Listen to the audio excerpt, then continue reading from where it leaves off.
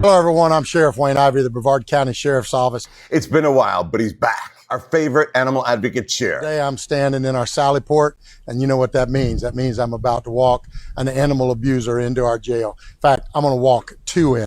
Rasheed Hooks and Fanny Hooks. Both of them are going to jail.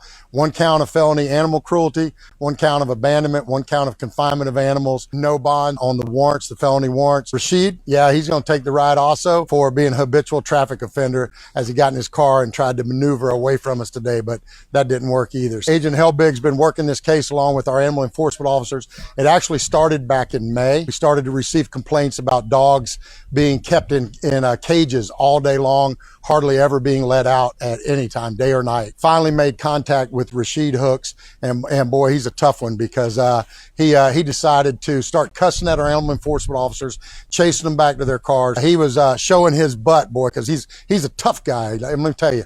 So he finally let our animal enforcement officers take a look at the cages where the dogs were.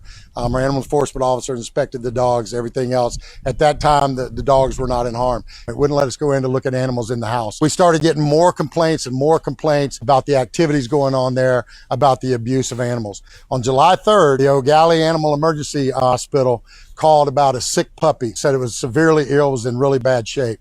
The puppy was brought in by Rasheed Hooks, but guess what? He didn't tell the people there at the hospital that he was Rasheed Hooks. No, he used a different name. He made up a name, basically identity theft, but went in and told them, I'm dropping this puppy off and the puppy's sick. So the puppy was sick. In fact, the puppy was extremely malnourished. On the health scale, it was a 2 out of a possible 9. The animal hospital ended up having to euthanize the dog because there was just no way to recover it, no way to help it.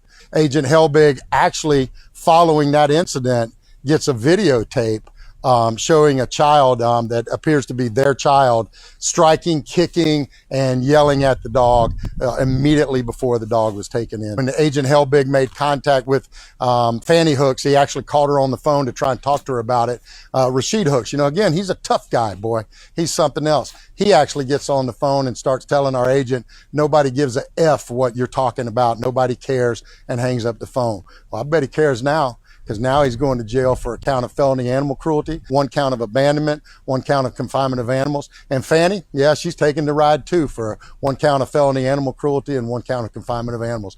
No bond. They can sit in our jail until they get to see a judge, and then we'll hopefully another one of our strong judges will leave them sitting in here or give them a bond so high they can't get out on. You know, I've said it before, folks. We don't put up with animal cruelty, animal abuse here in Brevard County. If you're evil enough that you can harm an animal, you can harm a human. And so we keep our citizens and our pets safe here. So we're going to do what we do. We're going to walk their sorry butts into jail. Agent Helbig? Ain't no sense of being ashamed now. You was proud before.